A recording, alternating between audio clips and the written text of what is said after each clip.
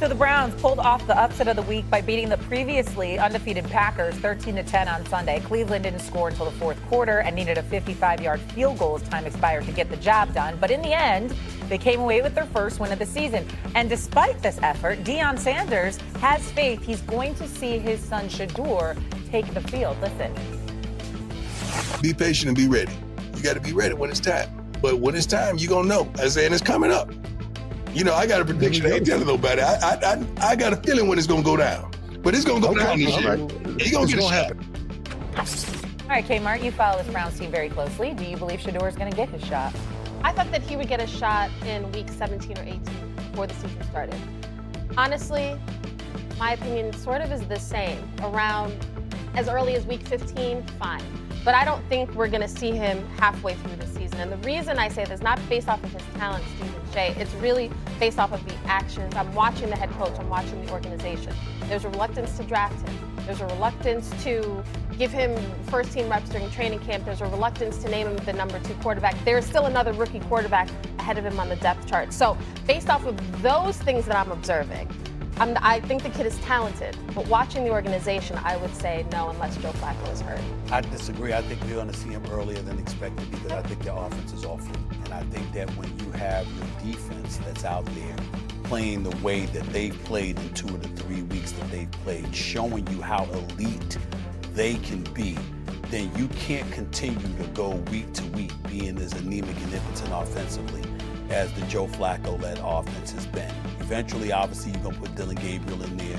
He's a bit undersized, even though he's skilled. He's a bit undersized, and I think that will be exposed come on NFL Sunday. And at some point in time, the fans there are going to clamor to see Shedeur Sanders, and I think that's going to be sooner than later. I'm not saying it's going to be the next 2 or 3 weeks, but I don't think it's going to take week 16 or 17 for this to happen. I think you're going to see it happen earlier, but by default, it's because their offense is significantly more god-awful than we suspected.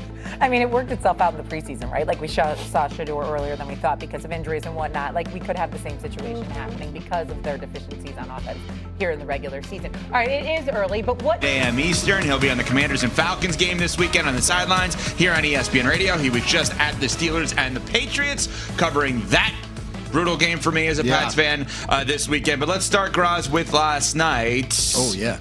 Which team interested you more? Were you more interested in, after that game, the Ravens or the Lions? I think the Lions, because the Lions have this ability to sort of show up for a primetime standalone game and play in a way that leaves you going, oh yeah, no, that's what it's supposed to look like. Like that's the team, right? And their program is so solid, and it's every game they play seems to reflect it. And it's like, oh yeah, they changed coordinators. Fine, we're still going to be basically the same thing. Like we know what we're doing here. We have the talent. We have Dan Campbell setting the tone. He's groomed the coaches. Like I just feel like it was the Lions saying, yeah, week 1 was rough, but we're still here and we're still a team to be not messed with. Graz, I guess according to the schedule, we could all expect that there's the possibility that Baltimore started out 1-2, yet it still seems surprising. Ooh. What's the biggest part of what we've seen from the Ravens the first 3 weeks that surprises you? Derrick Henry fumbling. Like, he's fumbled in every game, and honestly, they're probably 3-0 if he doesn't, when you look at it. But, like they're just, defensively, they're banged up. I mean, they don't have Madubuike last night and Kyle Van Noy, so they can't really generate a pass rush, so it's tough to hold that against them. But, yeah, Henry had the big week 1, and he had a big first quarter last night, but he hasn't really been that kind of difference maker, and the Lions got after Lamar, were able to sack him. You don't see too many teams that are able to sack Lamar, let alone 7 times. So I think the Ravens will be fine, but I think what's interesting is they play the Chiefs this week. One of those teams is going to be 1-3. Which, I mean, you wouldn't have had that. Even looking at the schedule, you wouldn't have picked that going into the season. Definitely not, Graz. And the Ravens not off to an ideal start. And so far in the regular season, they're kind of resembling their postseason selves, which is mistakes, beating themselves. And I brought this up earlier in the show, and I would love to get your perspective on it. Why don't we hold John Harbaugh to the same amount of scrutiny that we do some of these other coaches who are attached to what we perceive to be generational quarterbacks? We do it with Zach Taylor and Joe Burrow.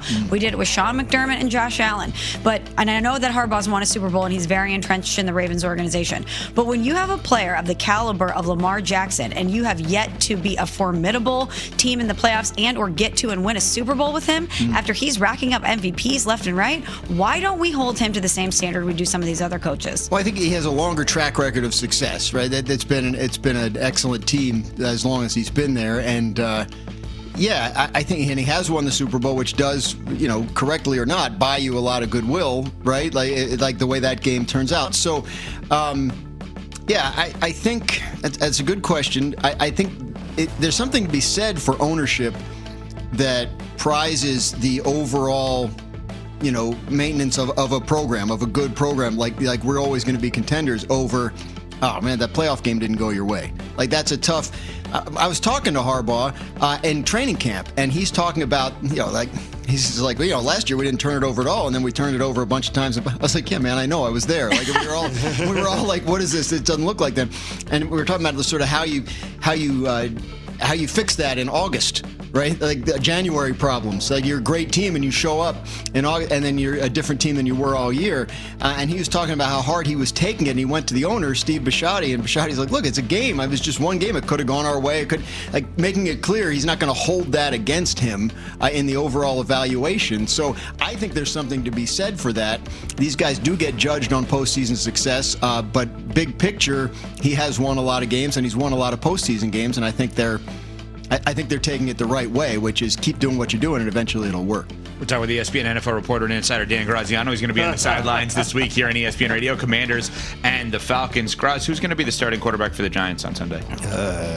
I think I would probably guess Jackson Dart at this point. I mean, based on what Dayball said yesterday, based on we all watched Russell Wilson throwing the ball into the second row over and over again when they got in close. I mean, it just feels like you've got to do something, and it's obvious. And if everything we're hearing about Jackson Dart and how he looked in camp and how he looks in practice is correct and true, then you're getting to a point where you're at risk of, maybe losing your team. Like if Russell Wilson's going to throw the ball like that when he gets in close, and you have a guy that's, that people are excited about at the same position, I think at some point you got to give it a shot. And at is this Russ point, off the team then?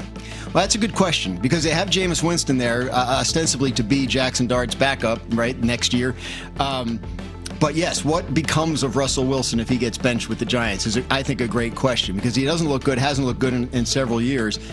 Does he ask for a release and want to try and latch on somewhere else? Hey, Cincinnati, why don't we give this a shot? I don't know if that would work. I don't know what kind of interest there would be in him because the last couple off seasons there hasn't been a ton. But or would he stick around and be one of two veteran backups for Jackson Dart? That's a question I think only Russell will be able to answer.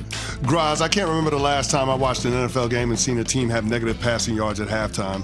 I can't remember the last time I've watched the Sean McVay team blow a 3-possession lead in the second half of a game. Yet those things happened at the Link this weekend.